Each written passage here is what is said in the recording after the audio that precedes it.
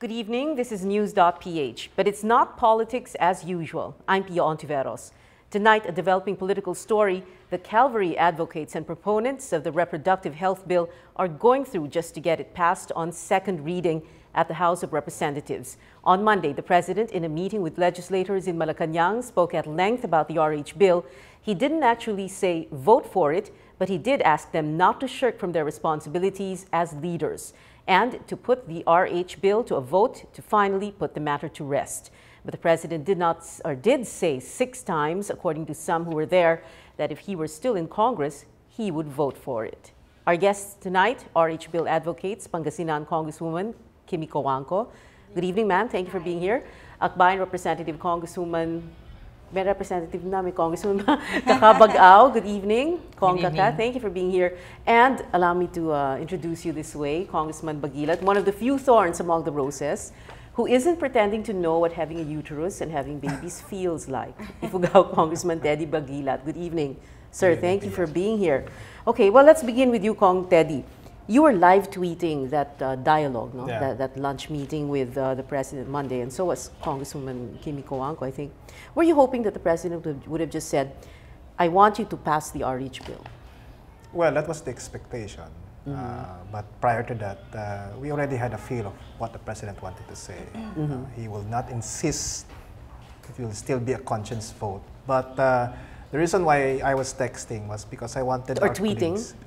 Tweeting. I wanted our colleagues to really digest what the President wanted to say. No more reading between the lines. That the President wanted this to be passed. But first is, the President, whether you're pro or anti, wanted us to be in session to get the quorum. Okay. And second, if he were there, sabi niya, I really counted how many times he said it. If I were a congressman, if I were there, this is what my vote would be. It would be in the affirmative. And then he explained, he talked about the story, about the 16-year-old. He said that 6 times in this, like how long was that speech of his? He spoke with the liberals prior to the lunch. So he said it 3 times. And then during the luncheon meeting, another 3 times. So he couldn't have been clearer. Yeah.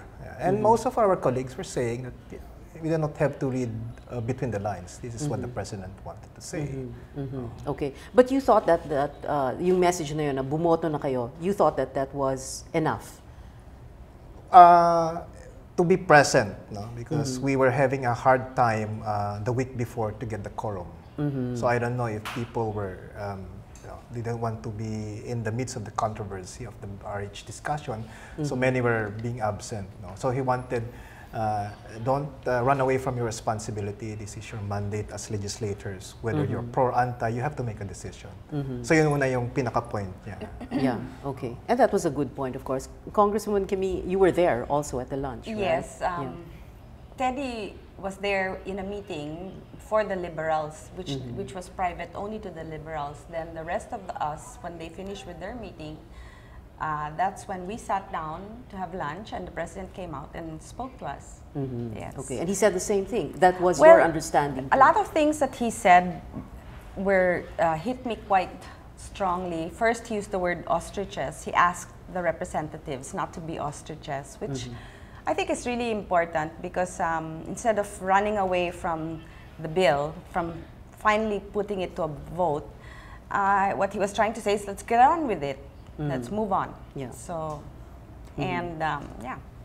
Kong Kaka, you were there also. I participated in that lunch, and I think one of the clearest message of the President was when he said, it will be unacceptable if you do not make this decision, if you do not end if you do not decide on this bill. He didn't say what the decision should be, but he said it's a responsibility to make sure that this is decided and that the debate has been long, etc. So, parang nirecap naman niya yung buong history ng RH bill in that short time sa lunch and emphasize na ano pa bang kailangan debatihan para napagdebatihan na lahat. Was there any room for misinterpretation? Could the anti-RH legislators have said na, no, that's not what the President meant?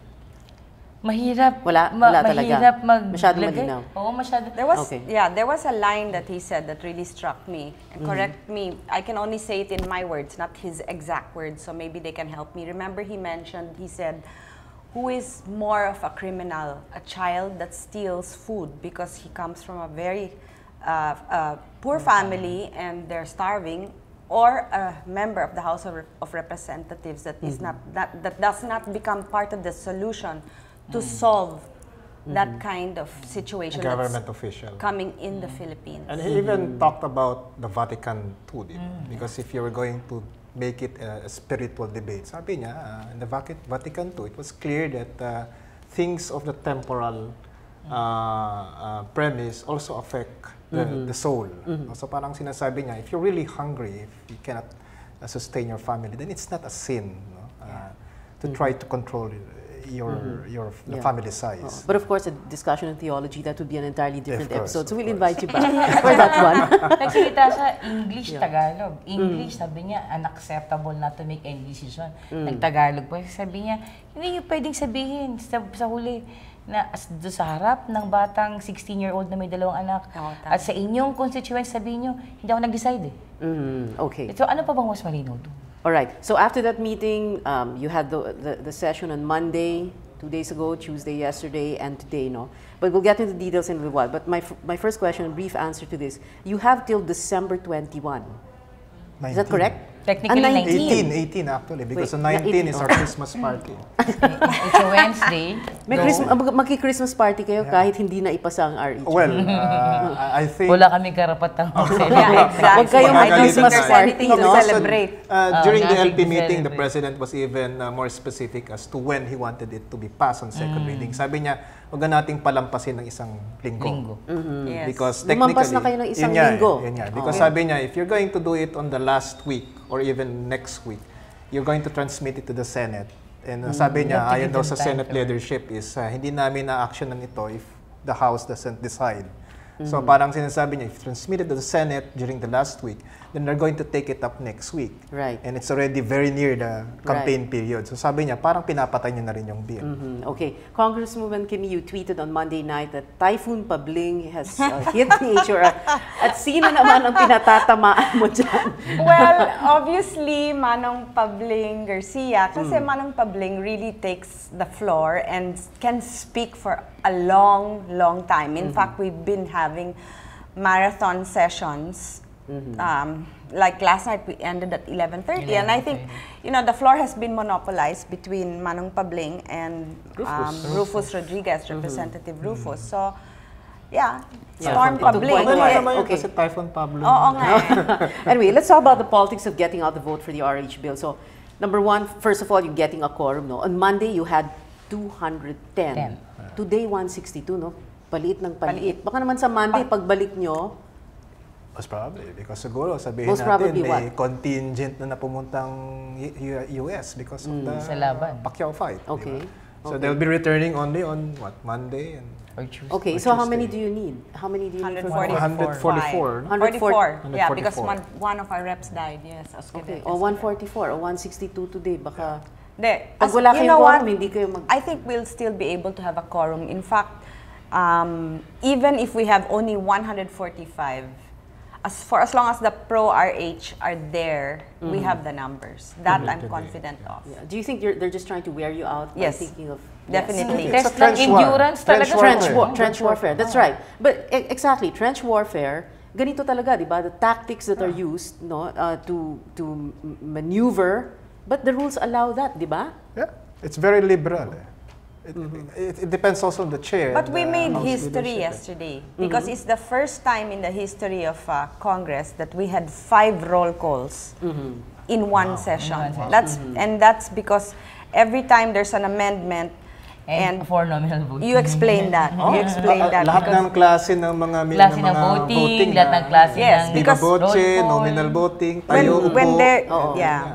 When the sponsor rejects their amendment, they ask for a nominal vote. Now, for them to be able to get their nominal vote, they have to get consent of 1/3 of the house. 20%. 20% of the House.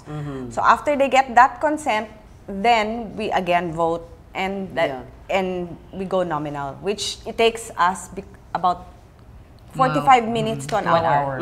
Isang oras para mag-alis ng salitang universal, halimbawa. Okay. But it was up to you as the proponents of RH to outmaneuver them, di ba?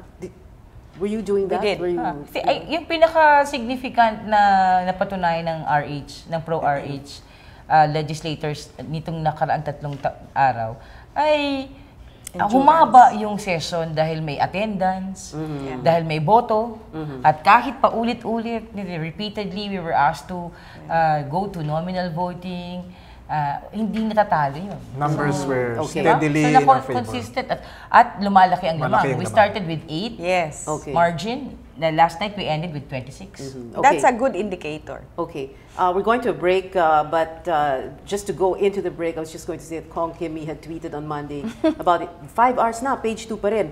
Well, today, day 3, no? Day 3 of the period of amendments, page 3 of 27 pages. Umabot naman tayo sa page 4. Oh, and as the saying goes, a journey of 1,000 steps after all begins with the first 3 pages. We'll take a short break. This is NEWS.PH on the Solar News channel. Be right back.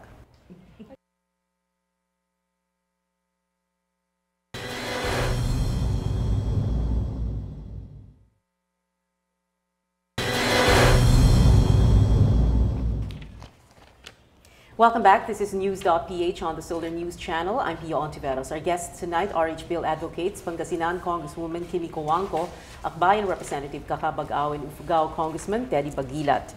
So, last night, Congressman Lagman was saying that maybe you could just move to terminate the period of amendments. Are you going to go that way? No. Not that soon. Not that soon. No. Why not? It's a matter of also giving and taking, because what we wanted was to speed up the discussions. And you have to talk to the other side and, okay, what the president wants, whether you're anti-employee, is just to vote. Karamihan ng mga kasama namin, ganun talagang gusto rin nila. Nangyari sa dinidelay ng mga ibang mga anti-RH. So, the agreement was, okay, let's no longer resort to nominal voting. Let's go viva voce, which is just nays and A's. But you will be allowed to say your piece on why you're pushing for that amendment. Pero meron pa rin sa kanilang humihingi ng... I think that's a possibility if the majority floor leader Decides. parang and establishes parang trend, no, na paulit-ulit like this evening, they were able to make a motion to delete a phrase 3 times, same phrase 3 times. And we had to go through yung respect for life, and to make sure that you have children that you can provide humane upbringing or something. 3 times na pinopose to be deleted. 3 times that we voted on it, A's and A's. 3 times nanalo na hindi tanggalin yung phrase. So, kung may establish yung trend na talagang delay lang yung objective, at wala talagang ibang reason, kundi siguraduhin lang na maubos ng oras, I think that already gives the leadership parang basis. For saying, tapos na. Who was majority leader? Si Boyet. Boyet Gonzalez. And presiding? Erin Tanyada. We don't know next week kung sinong chair. Okay. For this week, yeah. On Monday night, Congresswoman Kimmy, you tweeted, please stop trying to amend every single comma, period, and letter. Give us something better than mischief. You think they paid heed with with all the amendments that were proposed earlier tonight? Well, all their amendments have been rejected since Monday. So they have not succeeded because it's always put to vote and we win. So I think no. Today there was one that was no amendment, just an insertion about sound replacement Rates and sound replacement yung population rate. But that's minor. Billings ovulation method. Billings ovulation Yung method. funding. Yung kay Congressman... Wait. Goles was the one Amentado. about... No, Goles wanted that we should insert the sound replacement rate, which is okay. That's yung kay Aumentado naman always wanted to insert among the natural methods. method of Natural family planning. Billings ovulation. ovulation, which is very specific, but okay, para lang hindi patagalin, tanggapin na No, lang. but what was interesting was yesterday when it was interesting and funny at the same time because Representative Socrates refused to step down from the podium even when they already said that session has been suspended till 4 p.m. for today. Yeah. Okay. So he stood his ground. Everybody was We left, and he was still waiting in the podium. And the bishops that are observing us are all there. Okay. And okay. One amendment was interesting, yung kay proposed amendment, yung kay Lani Mercado, Revilla. Ano yun, yung contraception by adoption? No, she was trying to say that won't this because of, she was talking about abortion. She was saying that we might be, what was the word? Encouraging abortion. So she wanted to add there that instead of having abortions, women should be able to give their children up for adoption. So, but we didn't agree with that. Hindi, because, yung hindi, very quickly, because married women. Oh, well, yeah. Ang sinasabi niya, those single parents or single women, ipa-adapt na lang yung anak. And you would not accept that because? Una, ang sinasabi niya, this bill should only be available to married couples. As if married couples lang yung pwedeng magplano ng pamilya. At kailangan protektahan ng kanilang sarili, no? Pangalawa, parang sinasabi niya, pag wala ka sa married couple situation, lahat ng pwedeng anak mo, dapat ipa-adapt. So, paano kung gusto kong magkaroon ng anak at gusto kong alagaan sa sarili ko, kaya ko naman. Hindi ako kasali, dapat ipa-adapt. No, and also is whether, I don't agree with her that it encourages abortion, because we all know that there's a lot of abortions going on today. So there's even it doesn't really make actually. Okay, and there is no abortion in the RH bill. And precisely why there is an RH bill, so that they're able to prevent abortion. To minimize abortions. Are you afraid of the Catholic Church? Who are you asking? I mean, the three of you, you know, has your parish priest or your bishop told you that we will campaign against you, we will do this, do that? Well, my bishop is a very nice man, and I've spoken to him, and we have agreed to respect each other's difference in opinions. But although in Twitter, there's a lot of tweets coming in that they'll campaign against me, but how nice, because for every 2 or 3 tweets that come in, I get 20 that come to my defense saying that... We're also Catholics probably, no? That they will defend, they'll defend me. What is your experience, Congressman? I'm an ally of the church with regard to so many issues. Mining, mga karapatan ng katutubo. So nagkataon lang that in this RH debate, I'm not following the CBCP line, but many of my friends, the priests, when I talk to them, liberal naman sila. In fact, sometimes I wear purple sa mass because that's our panawagan din. And then the priest, our priest in Kiangan, Ifugao will say, "Oh, purple looks good at you." Paano yun? Purple, di ba, is the color sa church? Itong Advent, di ba? Paano yun? And Congresswoman Kaka... Kanina maraming bishops. Nilapitan ko sila kasi kilala ko sila. So I know them personally. And para I said hi to them. Sabi ko, pagdasal niyo ako kasi tatakbo ko sa election. Sabi na, oo. Pero sabi niya, but we're here because he wanted to watch you vote. Sabi ko, ay salamat Bishop kunin niyo na ako ng picture habang nag-explain ng vote. So tingin ko, dahil din naman sa marami akong relasyon sa mga bishop na to, sa maraming mga issues, at sabi ko nga, mababait nga ng mga bishop sa pagkakakilala ko So hindi ko rin talaga maintindihan kung bakit di gamiting rason yung mga bishop para hindi bumoto sa RH bill. Kung sa personal experience ko, napakalaki ng tulong ng mga bishop sa mga advocacies at napakababait nila. Hindi ko makita yung posible. Pero kung posible man, tingin ko ay malaki ang respetong binibigay din ng mga bishop sa mga kagaya ko halimbawa na kasama nila sa ibang advocacies.